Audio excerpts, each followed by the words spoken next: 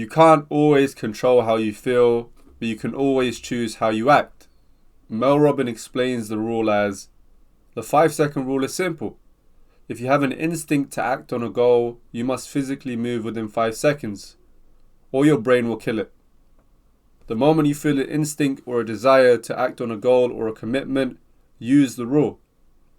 When you feel yourself hesitate before doing something that you know you should do, count 5, 4, 3, 2, 1, go, and move towards action.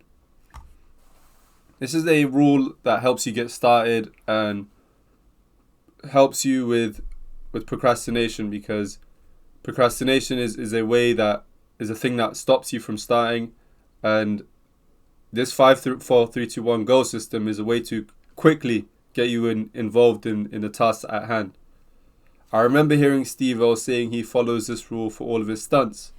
He follows the principle of 3, 2, 1, go, and I've seen it in a video. I think he was jumping off of the top of a house, off the roof of a house into a swimming pool, which is insane, but he uses the 3, 2, 1, go rule, and he said that he's never used the 3, 2, 1, go and not performed a stunt, which is crazy.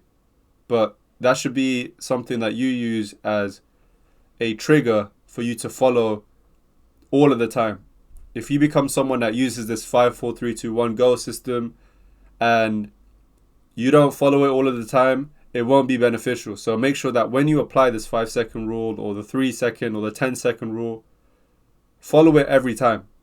At least if it's something that is you want to do, make sure that you follow it, and it does help you with getting started, and it prevents you from that slight hesitation of maybe I shouldn't, or maybe another time, maybe tomorrow, maybe there's a perfect time showing up soon. It prevents all of those thoughts coming in. Once you get involved, it's like the snap of a finger. It's just involved. Now you're involved in the task. So it's something that is great to get you started. The process is simple, and the countdown forces you to action and prevents the mind from creating a reason not to act. And subconsciously and consciously, we create reasons not to act when we do things that make us nervous or things that we are passionate about that requires effort. So this 5-second rule is essential for preventing those thoughts that will prevent you from doing the things you want to do. This creates a process to combat the subconscious mind and forces us to act on ideas. Now, I really like this rule that Mel describes in the book, and she describes it as something simple. It's not something that you need to invest a lot of hours into and you need to study a lot to understand. The 5-second rule is concept that a child can understand, and an elderly person can understand, and every person in between. You just count down from 5, say go, get into the task. There's nothing more than that. So it's a very simple thing to do, but the thing that it does to you mentally is very beneficial in terms of getting you started on tasks that you normally delay because of fear, procrastination, and hesitation. Mel says, hesitation is the kiss of death. I like that one. You might hesitate just for a nanosecond, but that's all it takes. That one small hesitation triggers a mental system that's designed to stop you. And that happens in less than 5 seconds. And not to get too focused in on what happens every single nanosecond and every single second in your life, but Mel is right here that every second counts. And every second that you hesitate when trying to do something that's important to you is a second wasted, because it's a second that you're delaying something that you really want to do. The main aim of the 5-second rule is to break our thought pattern while making a decision. So this 5-second rule will be difficult for you to apply if you're someone that is a hesitator, someone that really hesitates before every decision. So it will almost be flipping the table 180 for you, but there will be a lot of benefits for it, and will get you to see what it's like to be like a person that doesn't hesitate and goes for what they want to accomplish and doesn't allow procrastination or fear to get involved when doing things they want to do.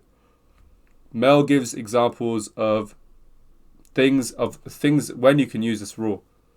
So something as simple as getting out of bed. And getting out of bed, depending on where you are and what point you are in life, it can be hard. Even I've had times in a lot of people, like you want to get out of bed, but instead you just lay down. You might use your phone. You might just read something. You just delay it getting out of bed when you need to. The 5-second rule can be a way for you to just 5, 4, 3, 2, 1, go and get out of bed. Giving a talk at a public event, before a run, gym, or exercise, attending a social event, a negotiation, calming yourself down, introducing yourself to someone important, and when impatient. You see, this second 5-second rule is applied to anything from important decisions to the daily decisions that go on that are not that significant, but it's really beneficial as well when you use it on those small day-to-day decisions, because that helps you practice it when you most need it for important decisions. Like, for example, introducing yourself to someone important. That might not be comparable to going on a run, for example, but going for a run, practicing it for a run is going to help tremendously when you want to introduce yourself to someone. There's an array of things you can apply this on, and this is really just a simple rule. It's nothing too intense, nothing too crazy. People that see this rule will probably scoff and be like, that's so easy to grasp. Why is it such a big deal?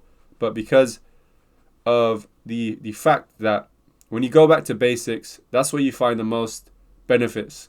And this is one of those basics that you can go back to and find a lot of benefit when you practice it in your life. So the last thing I'll leave off with is Mel Robbins says, stop waiting for the right time and pursue your dreams now.